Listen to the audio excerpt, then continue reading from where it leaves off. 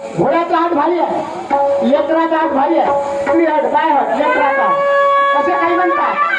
पण मला असं वाटतंय स्त्री हट रक्ता भारी आहे, लेकराचा हात भारी नाही, घोड्याचा हात भारी नाही. आपण जर बाजाराला जायला लागलो लेकरू मागं लागलं त्याला फिसकट कापू घोड्याचा हात आहे. घोड्याला जर थोड्या वेळ विश्रांती दिली तर चेन्याचा दाणा दिला तर घोडा चालायला लागतो. पण बाईचा हात कसा आहे त्या माणसाला शरणा गेल्यासारखं माणसाला बोलावं लागतं. मीच नाही कोणताही शाहीर. म्हणून काय म्हणतो घरी जातो आणि बायकोला आवाज देतो